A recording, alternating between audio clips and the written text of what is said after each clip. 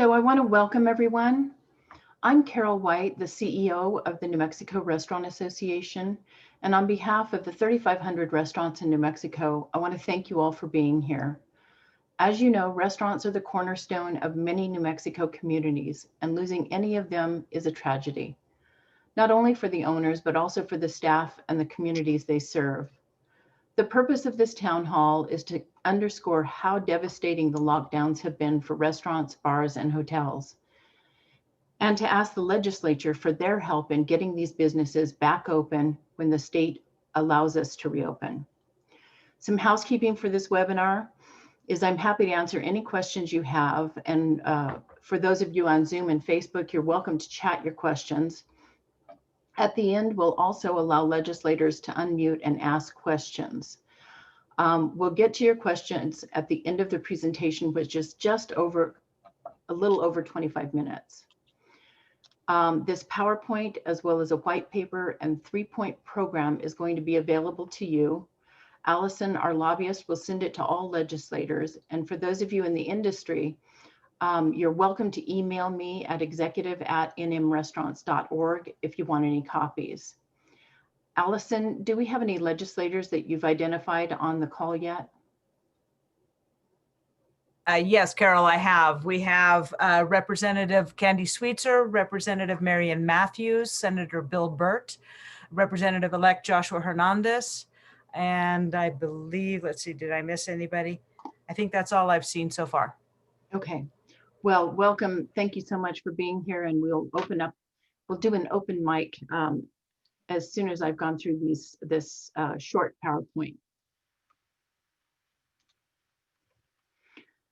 So I want to make sure everyone understands that restaurants are taking this virus very seriously. We're cleaning, sanitizing, social distancing. We're following all of the COVID safe practices, and we're wearing masks. The safety of our employees and our customers has been and always will be a top priority for restaurants. Having said that, I want to share this pie chart that came from the New Mexico Environment Department. This shows only the rapid responses that apply to businesses and institutions. You can see a total of 22,187 COVID rapid response positive cases in places of employment. This chart shows that 7.8% of the rapid response cases are in restaurants, which would make you think that restaurants are almost 8% of the COVID spread problem in New Mexico. What this pie chart doesn't show is the total number of cases. All of the data from the previous slide is contained in the red and green slices of this chart. The total number of positive cases at the time this chart was calculated was 132,000. This was back the end of December. With 22,000 rapid responses traced to an employee in a business, that's the red area, and only 1,730 traced to restaurant employees, or the green area, less than 1%. To be clear, these employees did not necessarily get the virus at the place of business. In fact, I would say that most did not, since in most cases, only one employee was infected. They're bringing it to the business from home. Restaurants have never been super spreaders like prisons or nursing homes, although you might think so from the level of lockdowns. Most states' data points to uncontrolled, unregulated places, such as family gatherings and private parties, as the main culprit for the spread and most recent spike. Restaurants actually present a controlled environment, layering in every known COVID safe practice with the very social aspect people are craving. You can see by the contact tracing data from New York that 74% of COVID cases came from household and social gatherings, and only 1.43 are traced back to restaurants and bars. We've attempted, the reason you're seeing New York's data here is because we've attempted to get the same data from our state, but we have not been able to. In a New Mexico epidemiological study, Hubert Allen, an epidemiologist with a master's degree in science and biostatistics from Johns Hopkins University, proved that restaurants in New Mexico had more rapid response cases when restaurant indoor dining was closed than when indoor dining was open. And most cases, in fact, were in quick service restaurants. The same epidemiologist estimated that the latest reopening criteria, opening by counties, it will be 20 to 30 weeks before counties are able to go from red to yellow consistently. That's 7 months, or July, before we move from 25% outdoor dining to 25% indoor dining. New Mexico continues to have the most restrictive restaurant policies related to dining in the country, resulting in high levels of temporary and permanent restaurant closures and layoffs. Financial assistance and safeguards need to be a part of our state's plan if large portions of the restaurant industry will ever be viable again. According to the New Mexico Economic Development Department's quarterly summary, the accommodation and food service industries have lost $837 million since January, a 31% decrease from 2019. Keep in mind that some restaurant models are doing well in this environment. Those quick service restaurants, typically known for takeout and drive-through, have fared well, while fine dining and casual sit-down restaurants have been devastated. So consider that the 31% loss is only affecting some business models. That makes this even more devastating, because most of those restaurants that are affected by the shutdown are those local sit-down restaurants that we all know and love. The leisure and hospitality industries continue to report the heaviest unemployment losses in the state, with a drop of 25,200 jobs, or a 24% decrease from last year. As an example, the owner of Range Cafes restaurants recently noted that he started the year with 9 restaurants and 550 employees. He has closed 3 restaurants and now has 100 employees. It's heartbreaking to see this growing business shrink to levels unheard of prior to the pandemic. And he also said that the hardest thing he had to do throughout this disaster is lay off his employees. So far, 200 restaurants have closed permanently. On average, restaurants employ 25 people. That means 5,000 New Mexicans will not have a job to return to when the pandemic is over. It's heartbreaking to see lifelong restaurateurs like Edna and Rudy Ortega walk away from their business of 30 years through no fault of their own. 52% of restaurants say it's unlikely their restaurant will still be in business 6 months from now. This virus takes no prisoners. 47% of New Mexico restaurant operators say they're considering temporarily closing their restaurant until the COVID pandemic passes. Many of these temporarily closed restaurants will not have the resources to reopen when the time comes, unless we get help from our elected officials. Their decisions right now are to stay open and continue to accumulate more debt, or shut down and hopefully have some federal or state relief to help them reopen at some time in the future. 43% of New Mexico operators expect their staffing levels to decline in the next 3 months. I want to clarify something. There's a myth that restaurant owners make lots of money, and it's just not true. As a matter of fact, the industry joke is, how do you make $1 million in the restaurant industry? And the answer to that is you start with 2 million. Here's the reality. 95 cents of every dollar spent by a customer goes back into the community through the food, the employees, and the place. Only 5 cents goes to the owner, and that's only if you don't have equipment breakdown or some other emergency come up.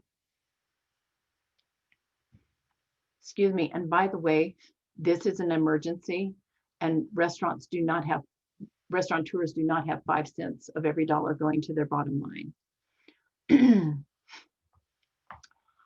Even with the lockdowns, I want to mention that the industry did rally. The Restaurant Association Education Foundation started the Serving New Mexico Fund in 2019, not knowing how important it would become. In 2020, we managed to raise $100,000 and give it to 450 restaurant employees experiencing hardship during COVID. Many were having a difficult time navigating the unemployment pitfalls, and needed to pay bills or buy groceries for their families.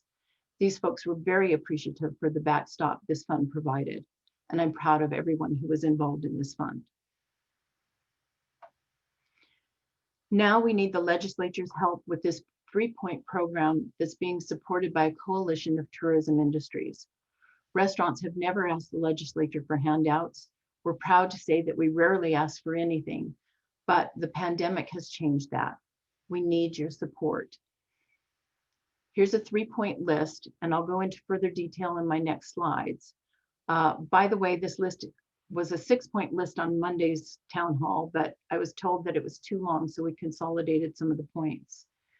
Number 1 is to set up a restaurant and tourism recovery fund for rebates, tax credits, and restart grants.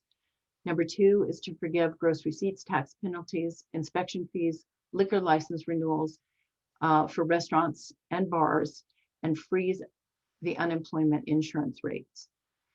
And then number 3 is to allow off-premise alcohol sales for restaurants.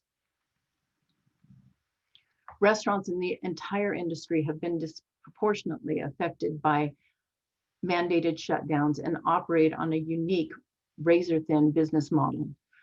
Providing restaurants with restart grants in the amount of 2 times monthly payroll will allow thousands of restaurants to reopen, bring back workers currently unemployed, and support key suppliers and pay deferred debts more quickly.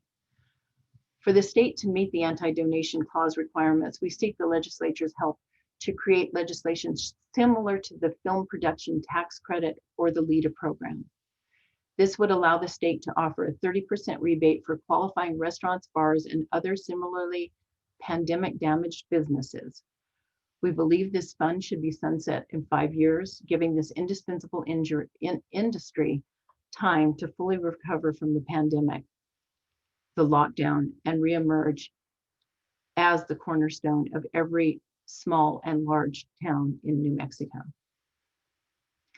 The mandatory closures of restaurant dining rooms forced operators to manage cash flow fiercely while facing little to no revenue. Please place a moratorium on gross receipts, tax penalties, and property taxes for restaurants through December 31st, 2022. Forgive license fees and renewals through December 31st, 2022 as well. And I'm going to add something in here that I just heard this morning, is that the rent abatement that the Supreme Court put in place last year is being removed. And many of our employees are barely surviving. And without that rent abatement, they're going to be kicked out of their houses. And so I will add that as well.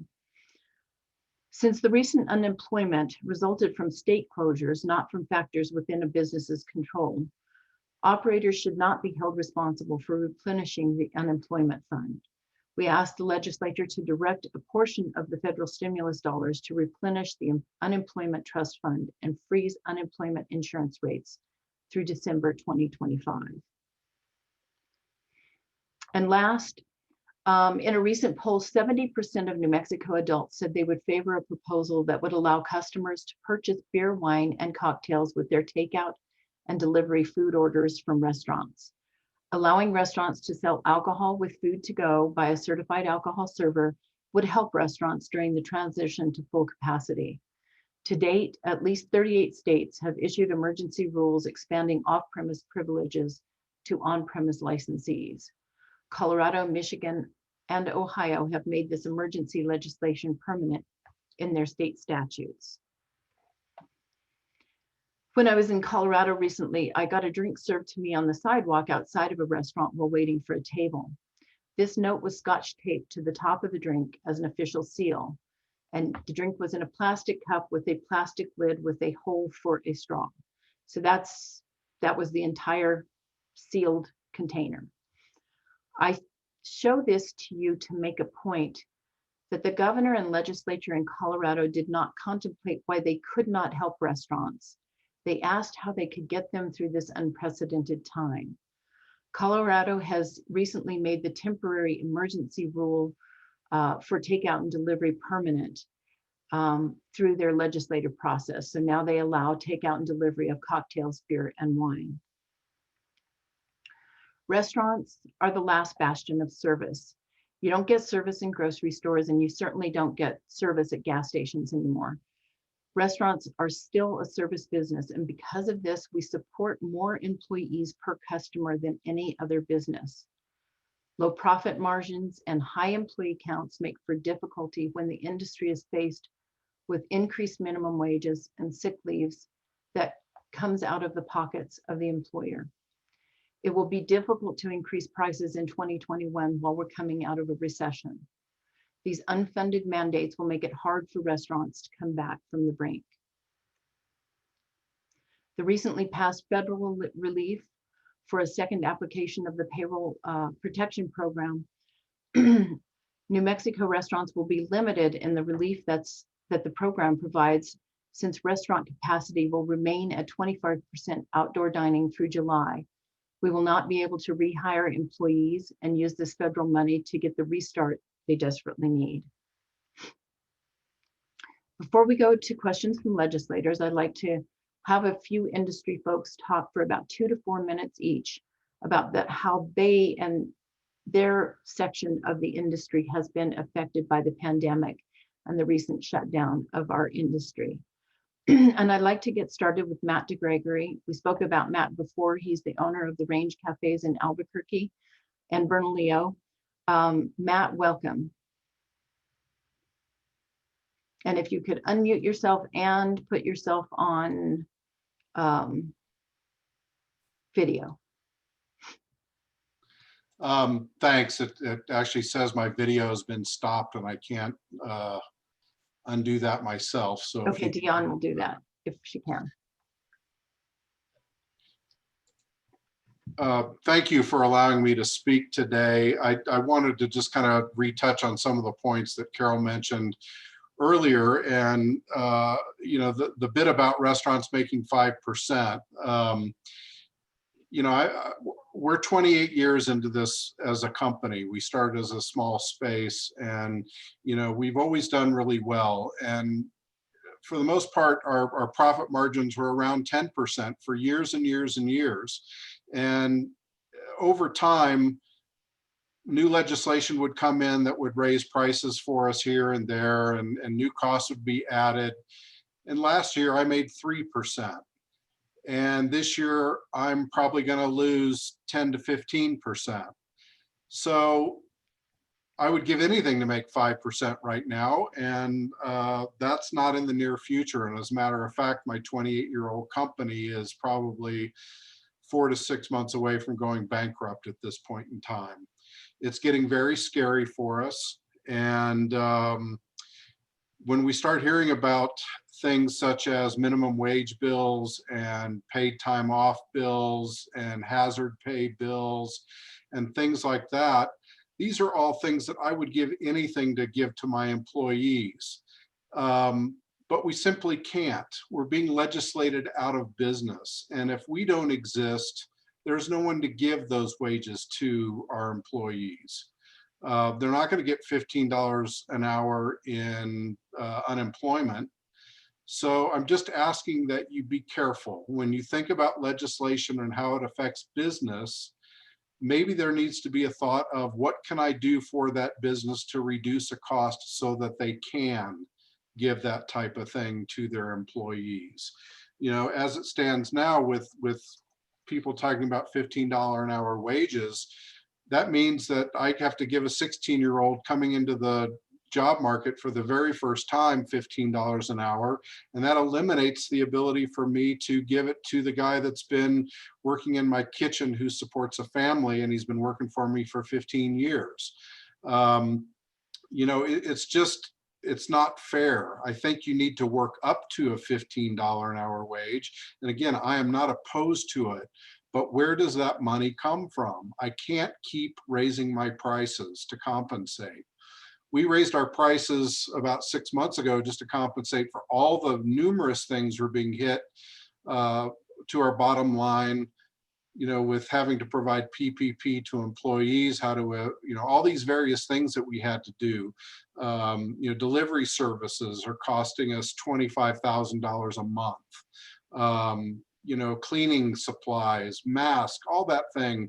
those types of things are costing us more and more and more, and it's taking away from our ability to give to our employees. So, you know, if you could think about how do you decrease taxes to us? How do you decrease insurance costs to us? Fuel costs, you know, so many things. Healthcare keeps going up. My landlord just told me her insurance bill is going up $2,000 for one of my locations, which means my rent goes up that much. So we have to pay attention to how is business surviving? How are we able to pay these things that are being legislated to us? You know, I've got 6 stores that I can't serve liquor to. I'm paying for the licenses on a monthly basis because I spent, you know, hundreds of thousands of dollars on the licenses, and I'm getting nothing for that. There's $3,500 per location per month that I'm spending on liquor licenses, and I've got no revenue coming in for that. So again, I just ask that you be careful. Right now is a horrible time for our industry. We are not surviving. We are doing really poorly unless we happen to have a drive-through and we're selling chicken sandwiches. Restaurants are not doing well. We're a sick industry right now, and we need all the help we can get, and adding cost to us right now is the worst thing you can do for us. Thank you very much.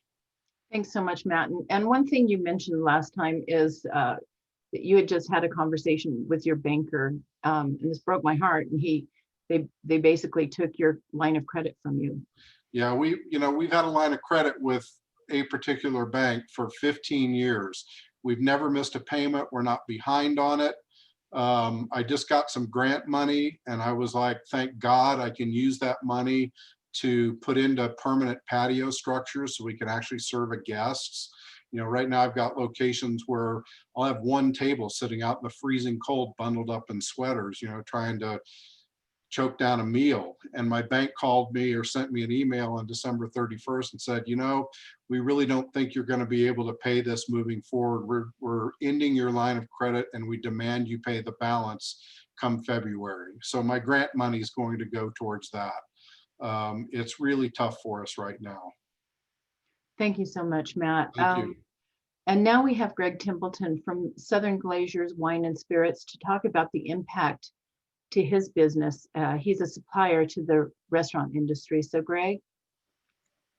Well, Carol, thank you, first of all, for the opportunity to speak and how the New Mexico restaurant closures and the public health order restrictions have affected vendors. And in my case, it is beer, wine, and spirits.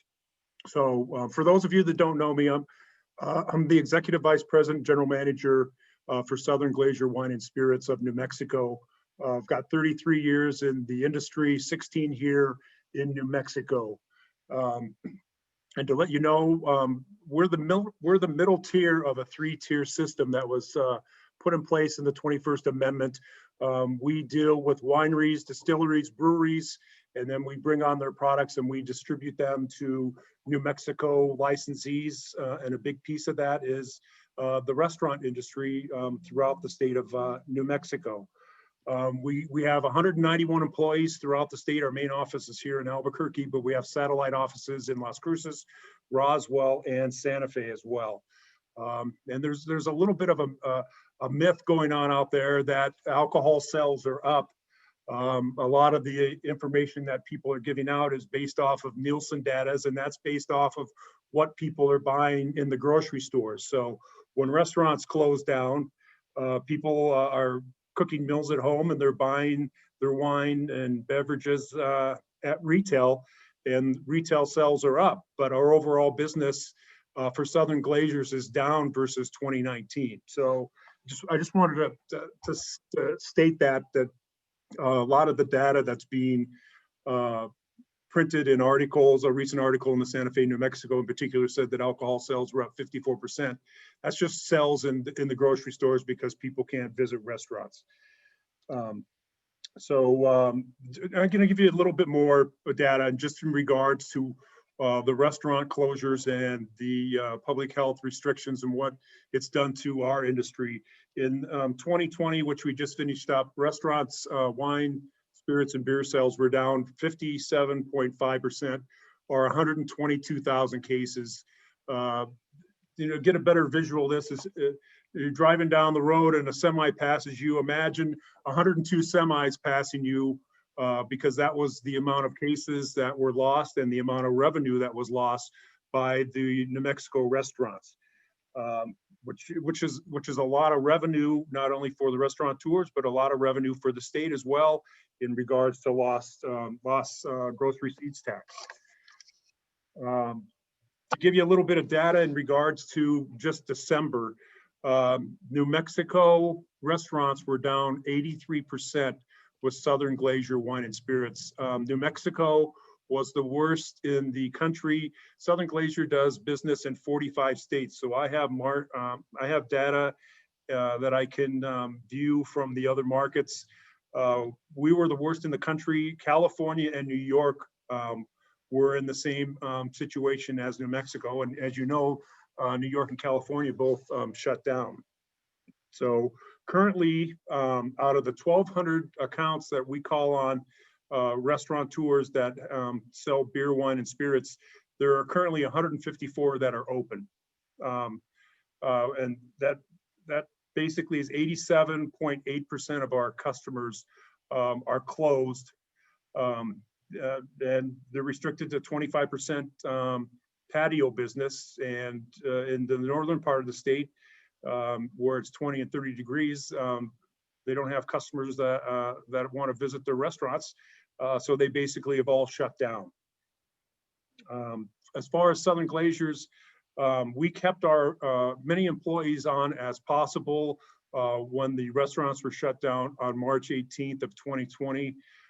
Unfortunately, we run a business as do our customers, restaurateurs, and unfortunately, we had to let 17 people go, which was it was really degrading for me, as I've been in the business for 33 years. And when people come to work at Southern Glaciers, they come here for a career. They don't come here for a job. And these people are my friends. And of the 17 employees, 10 of them had been with the company for 10 years or more. So that was really a tough time to go through. And to see our restaurateurs struggling the way they are is also heartbreaking. A lot of them are staying open just so they can pay their staff. They don't have to furlough their staff or have them go on unemployment.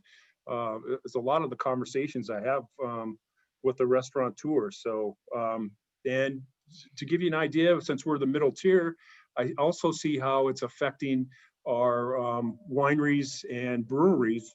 And they have let 12 people go that used to call on the state of New Mexico because they can no longer afford to have them on their staffs because the restaurant business is struggling so much, not only in New Mexico, but throughout the country.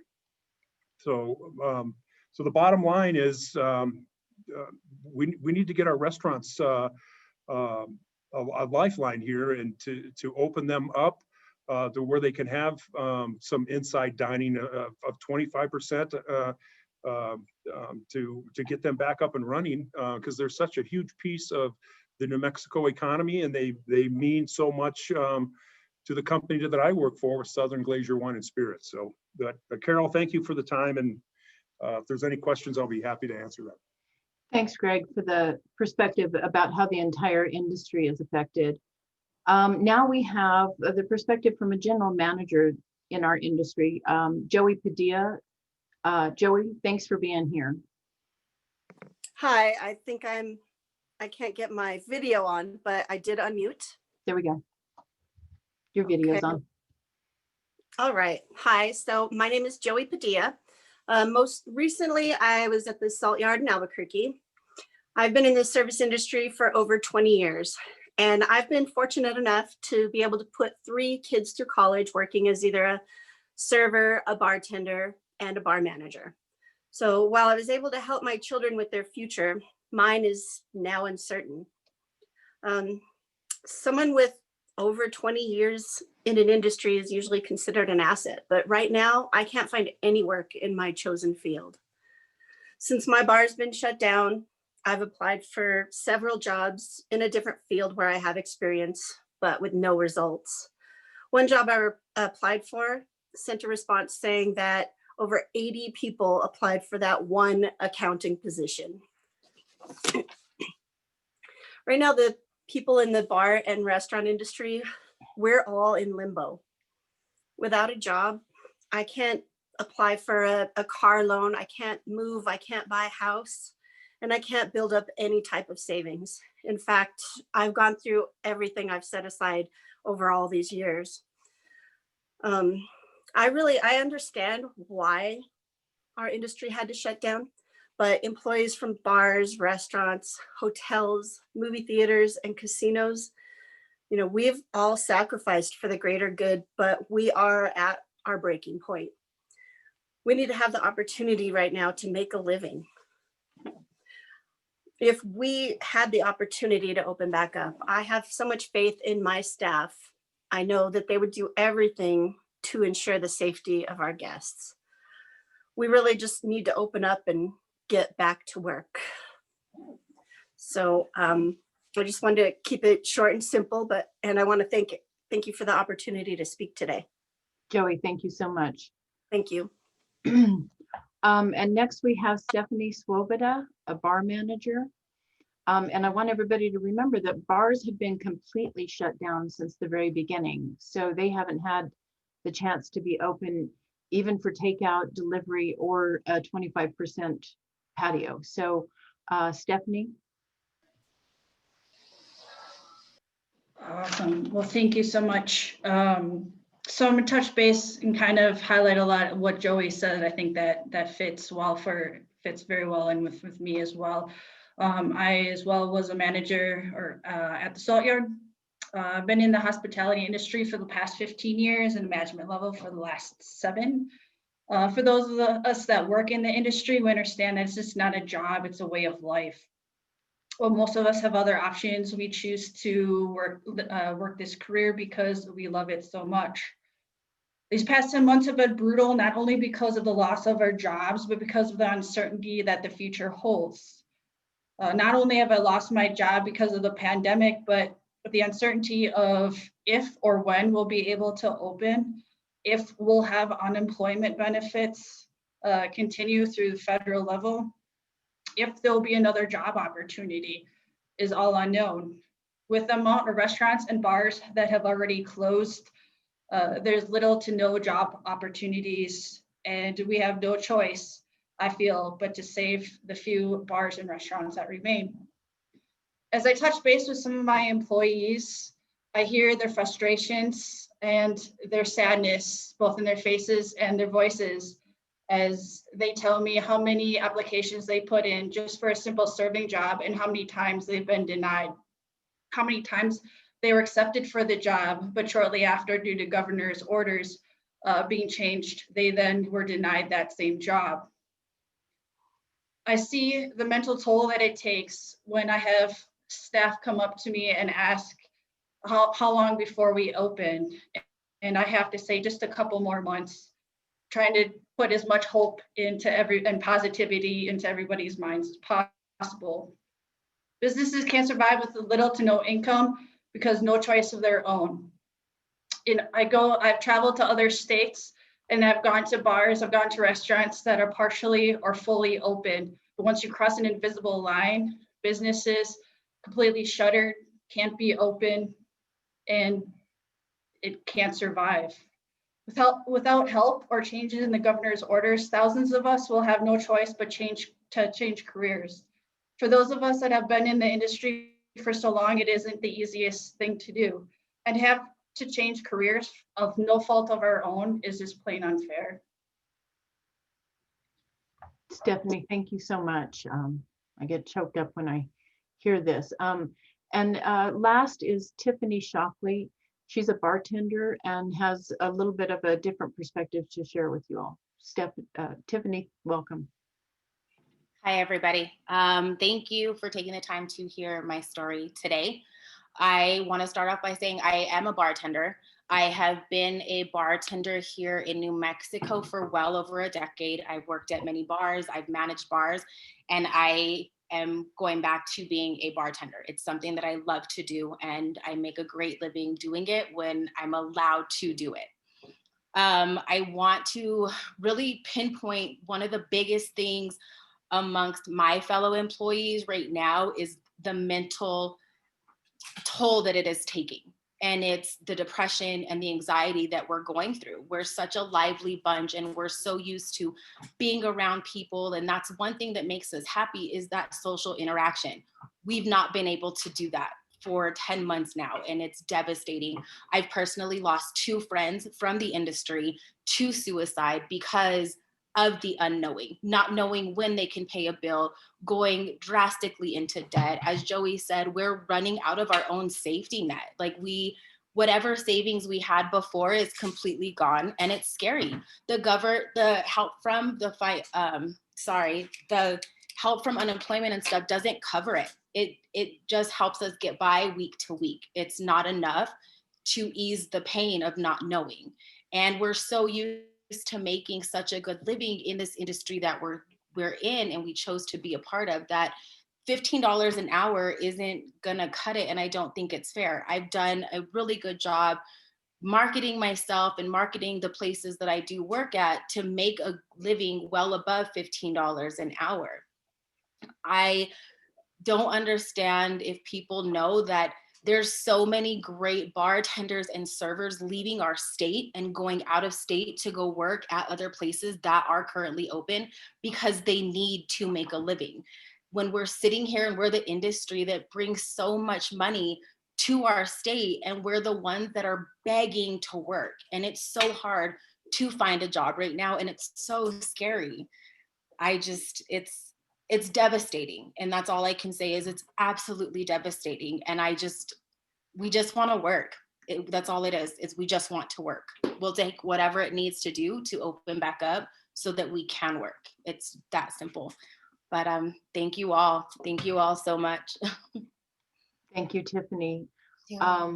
And thank you all for your valued perspective.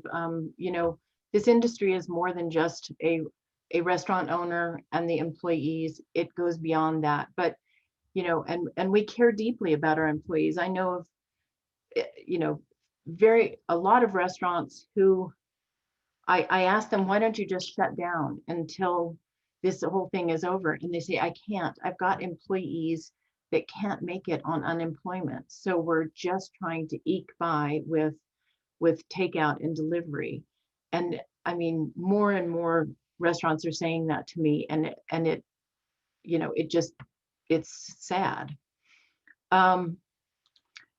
One more slide and then we'll go to questions. It's no secret that the restaurant industry has lost more jobs, closed more locations, and lost more revenue than any other industry in New Mexico. There's no question that restaurants have been devastated by the coronavirus and the recent shutdown of the economy. In many small towns, restaurants are the only source of gross receipts tax, and those restaurants are in trouble. This industry is demoralized, hopeless, and depressed. We need the legislature's help supporting this industry. Help us bring restaurants in from the cold. I encourage you to speak to the restaurants in your community before the legislature begins. And Allison and I are always available to take calls and texts and emails, and we'll be right there with you. I'll just say this, please stay in touch with me if you're a legislator. My email is executive@nmrestaurants.org, and my cell phone is 250-2911. And if you don't mind, I'd put me on speed dial. Text me anytime you're in a committee and don't know, what maybe the restaurant industry, how they would be affected by something. I'll be sure and get back to you.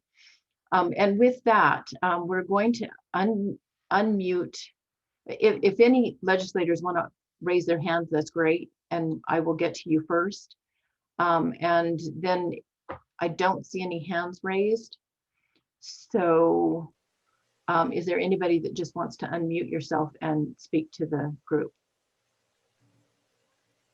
Legislators, I'd love to hear from you.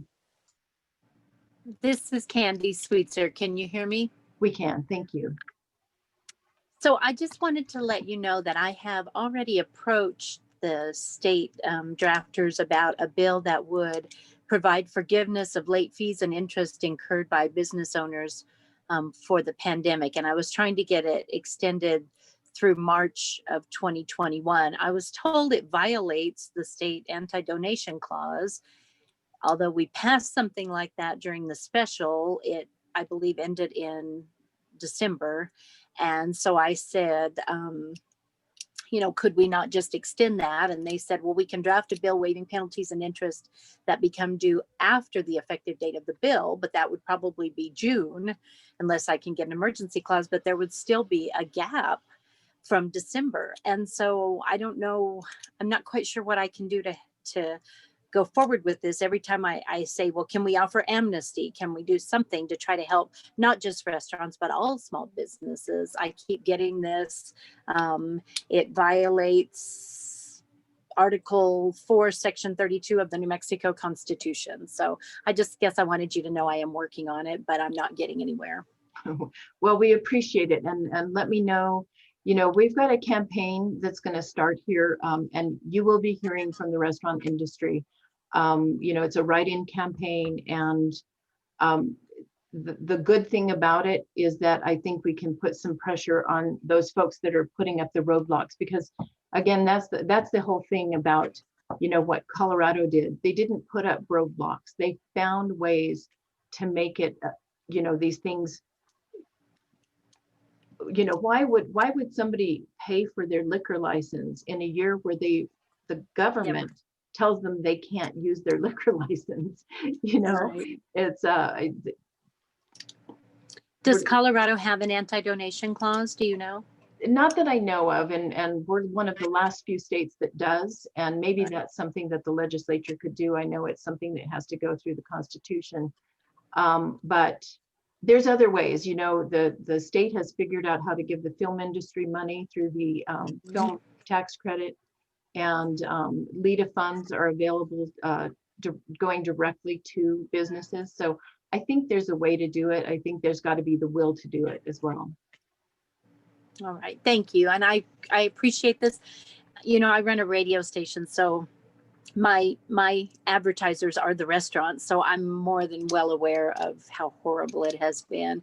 I'm just not quite sure I know the path forward to truly help. So this has been helpful. Thank you. Well, good. Thank you so much. And we do have some legislation that's being drawn up, and we'll share that with you as soon as we get it.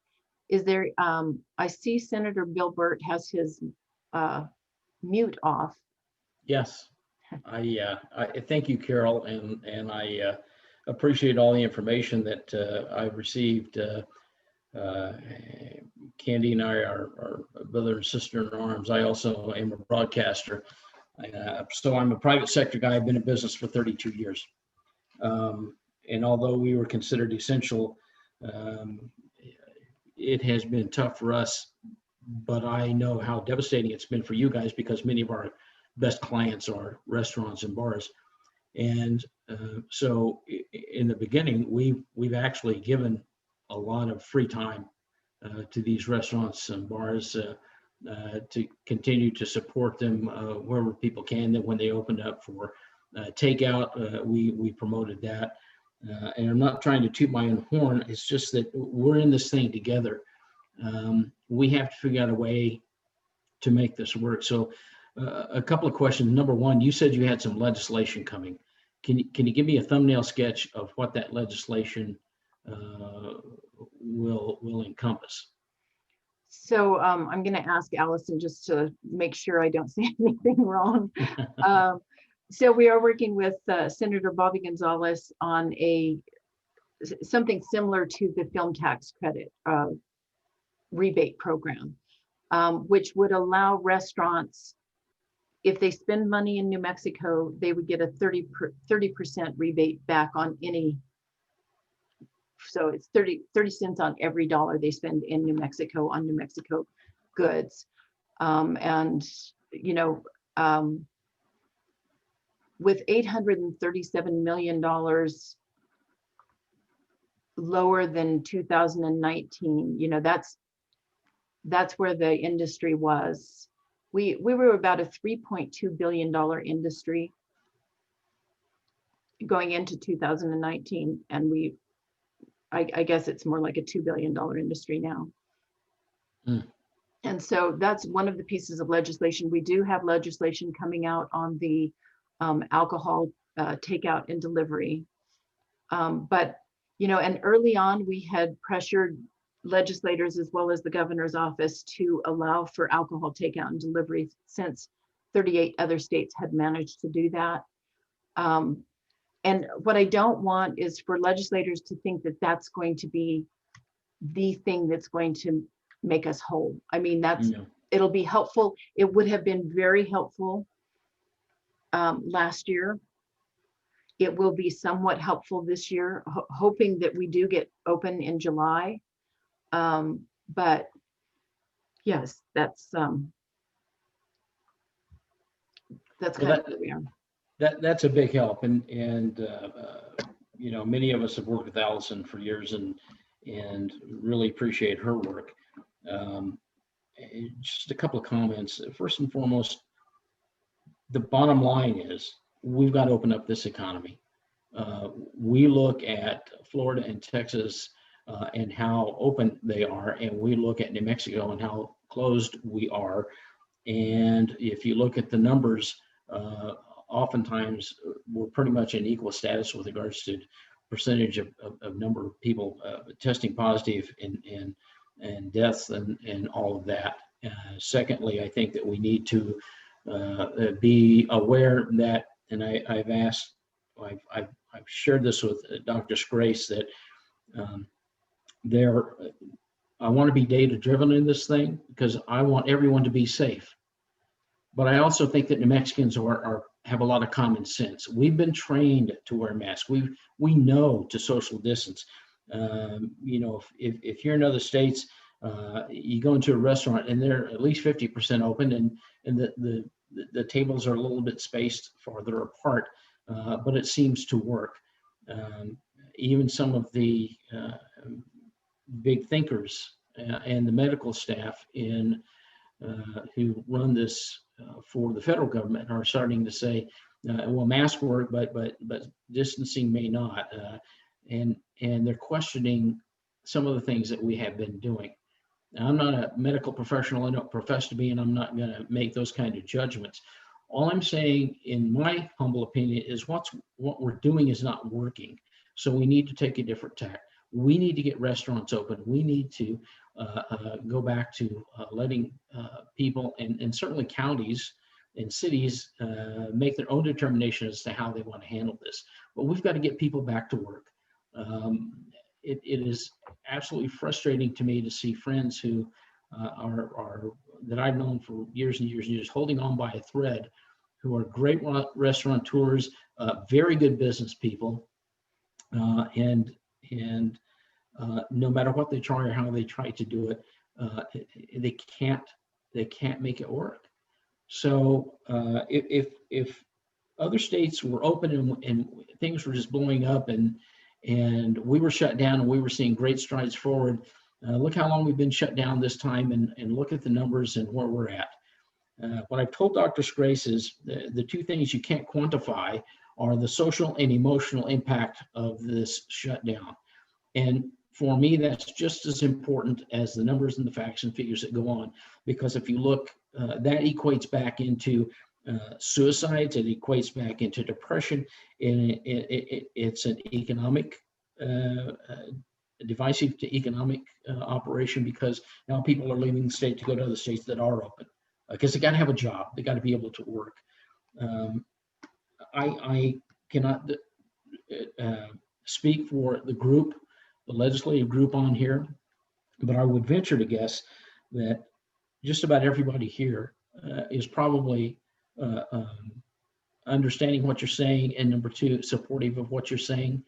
How we get there is a little bit of a question, but we have to try. We have to run legislation to try and help you guys out and move this thing forward.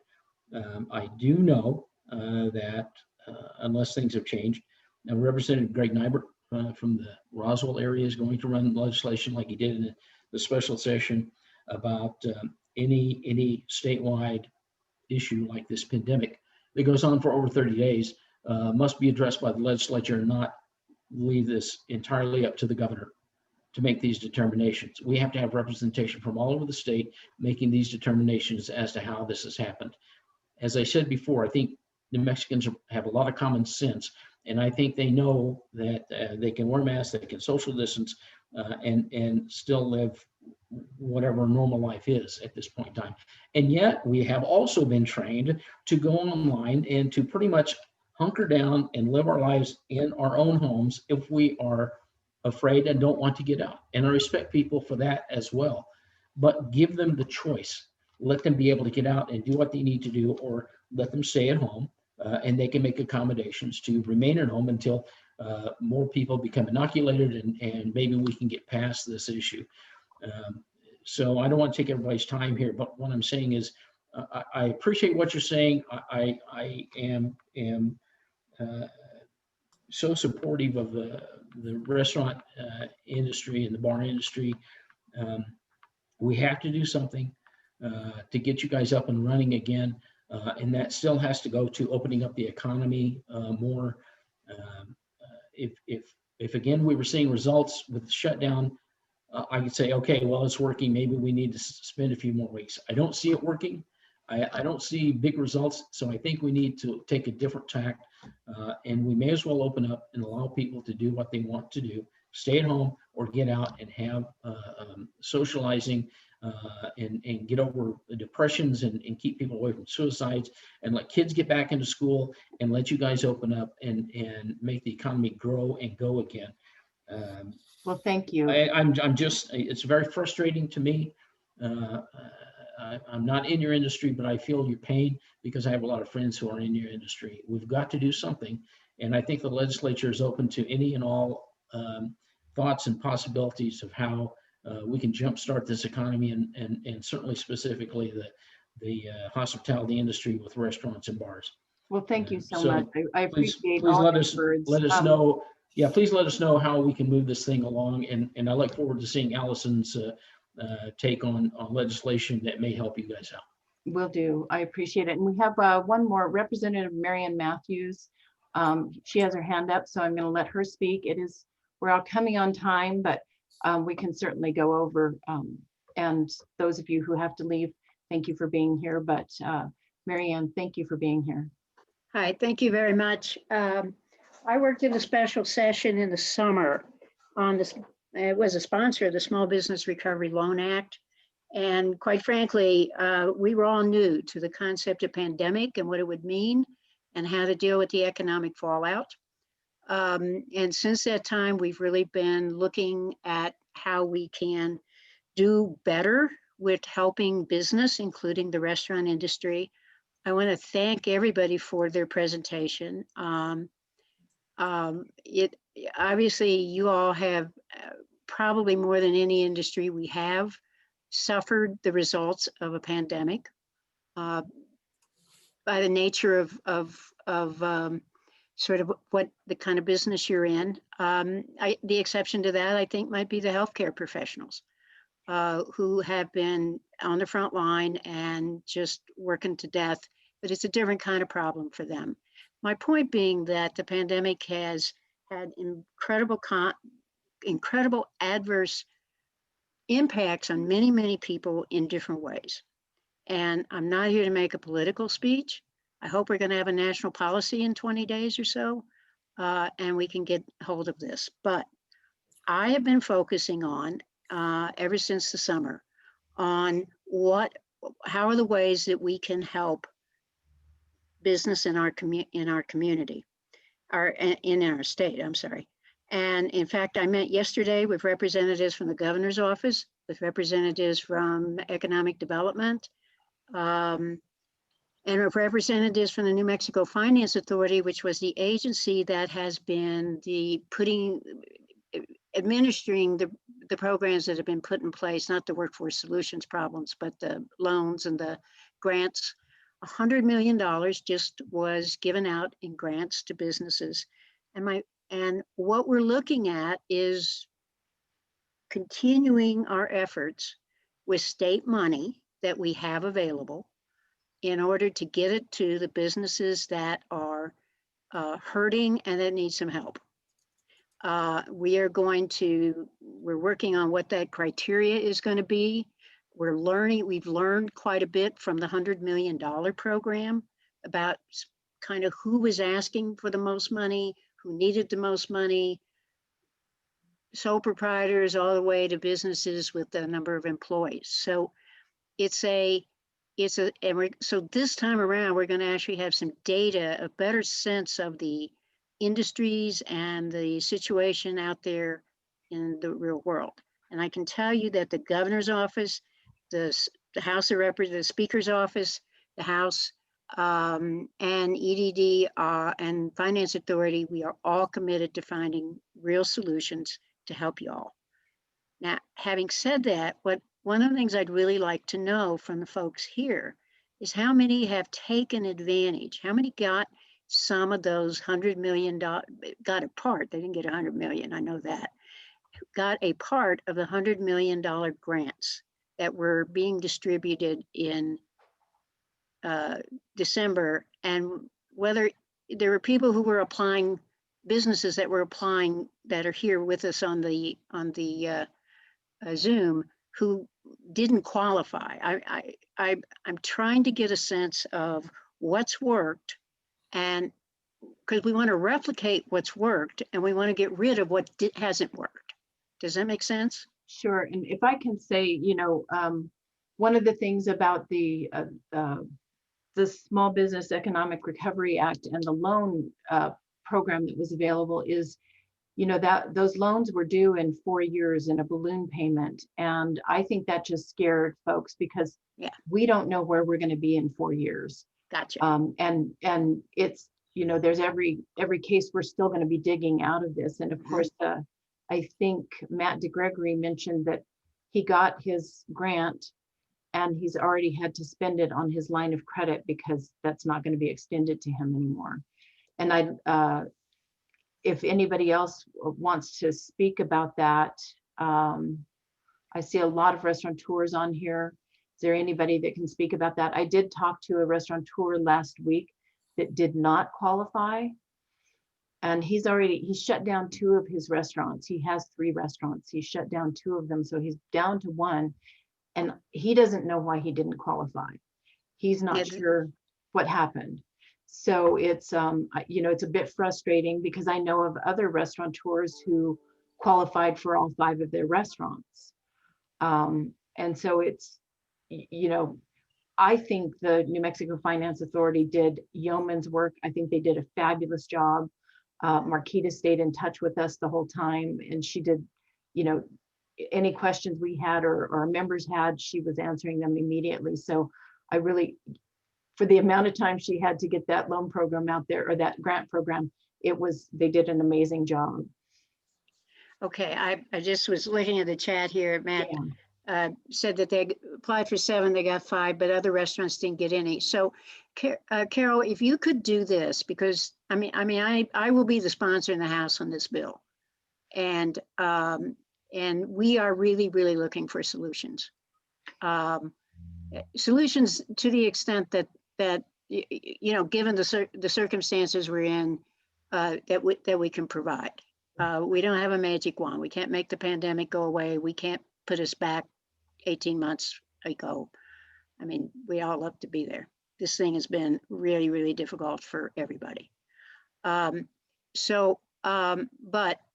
maybe you and I can talk next week. I think, is this Friday? I think it's Friday. I don't even know anymore.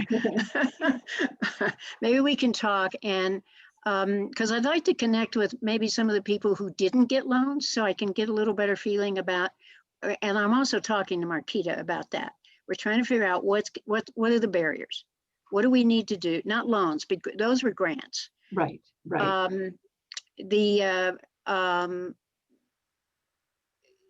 So let's, if you would, you and I connect. And then I would appreciate it if you could email me a copy of your slides. Can you do that for me? Absolutely. And we have a white paper as well that I'll send you that goes into the same kind of detail, but a little bit more. Okay. We, we want the money to be distributed around the state. We're, as I say, we're looking at, and let me back up just for a second.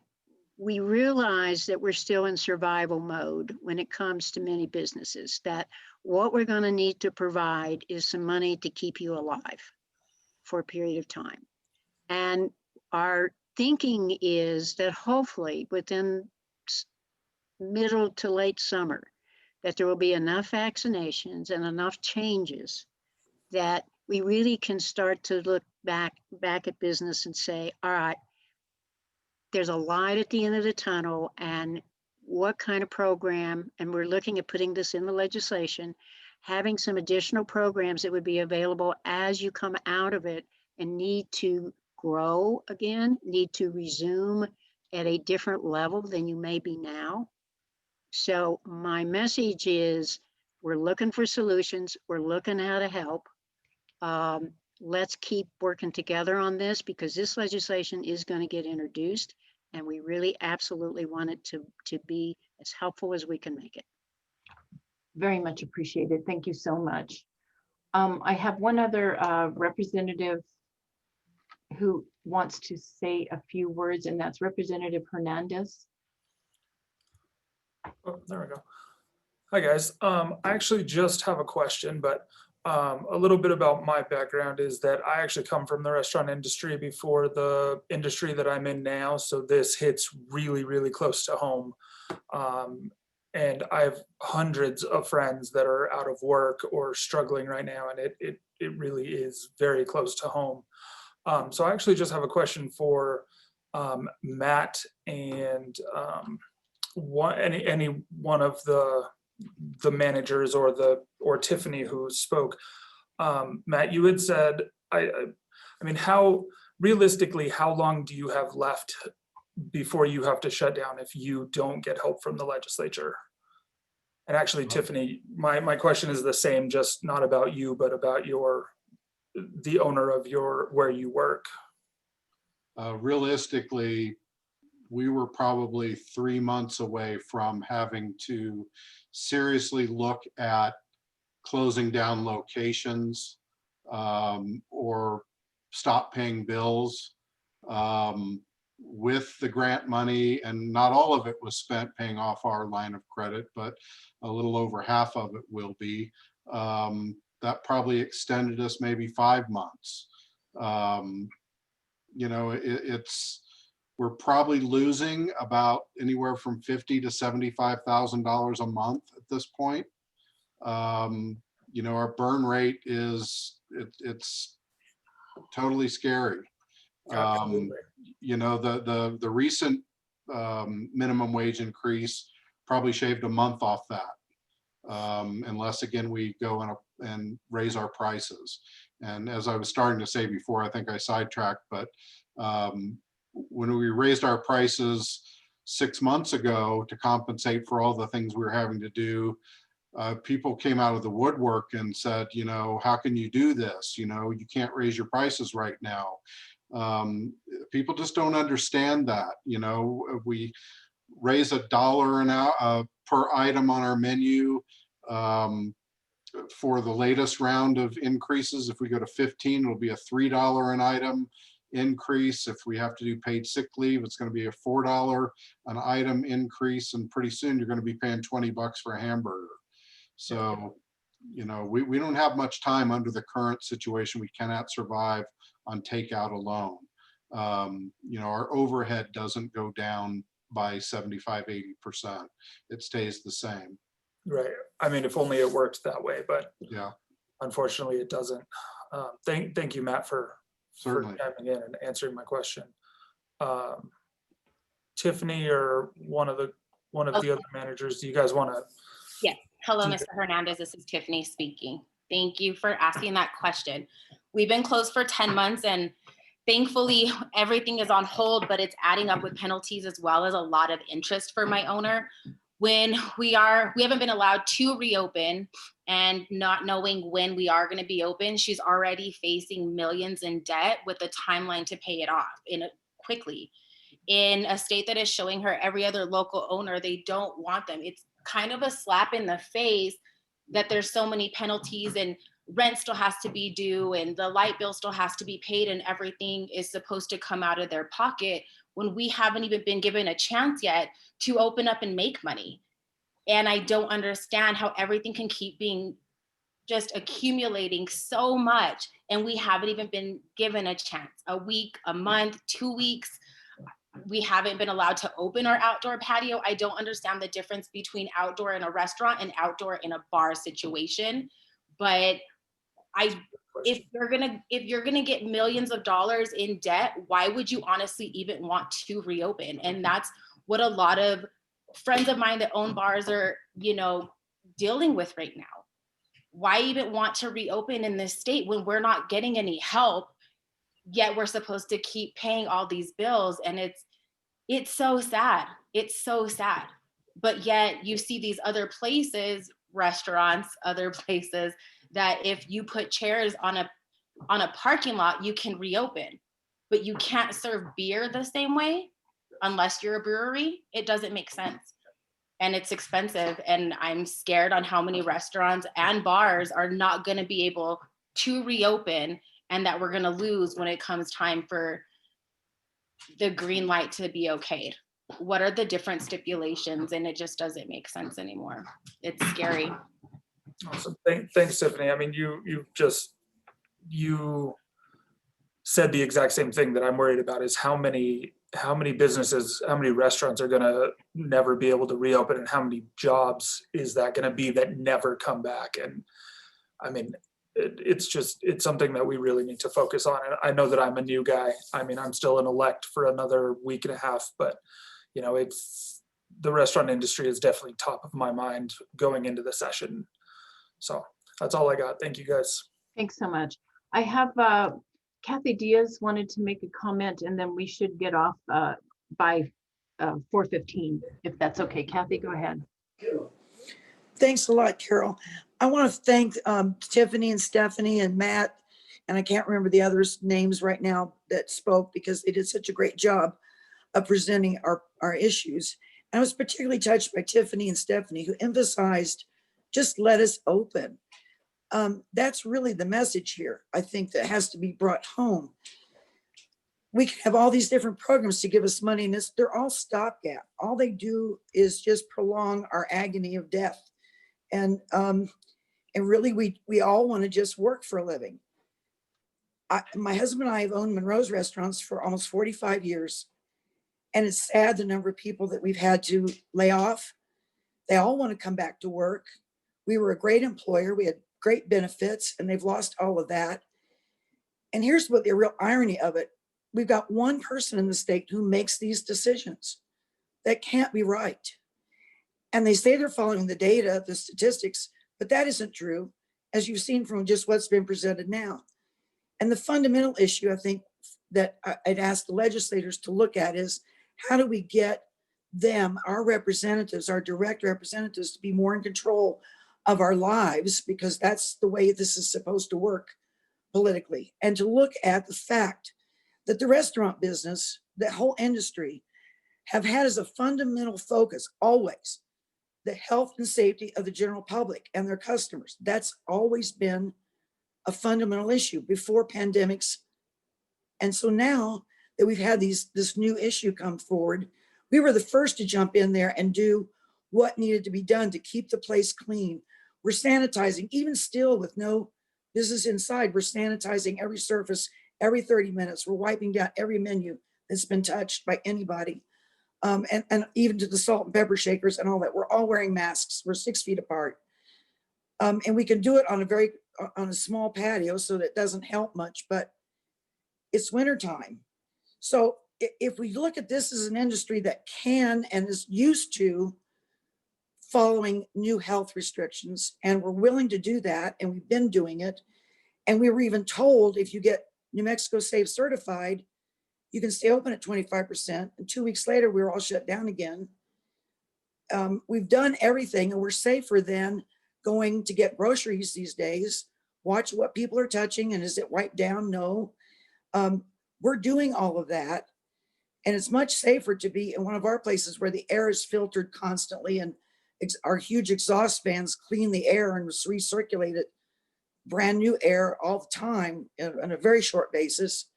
There's no reason for us to not be able to produce money for the state through gross receipts and to pay our employees and to keep everybody from being so depressed and out of work. And we need to be reopened.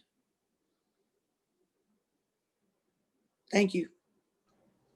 Thanks, Kathy. And just for clarification on that, that is absolutely what restaurants and bars and hotels want to do, is be open and be open safely. I know that the legislature doesn't have the capacity to do that. And so our ask of the legislature really is get us through this with the money that we would have been making. You know, the state has, I think it's $2.1 billion in unused money right now. Figure out a way to get by the anti-donation clause. You've done it for the film industry, you've done it for other industries, and keep this industry afloat until we do get that mandate to open back up again. I thank you all for being here. All of our speakers that just, you know, so eloquently put where we are and what the state of New Mexico restaurants is, and for the legislators that were here, thank you. And we'll be working with you very closely. So thanks for being here. And you've got my contact information. Please don't hesitate to contact me or Allison Smith.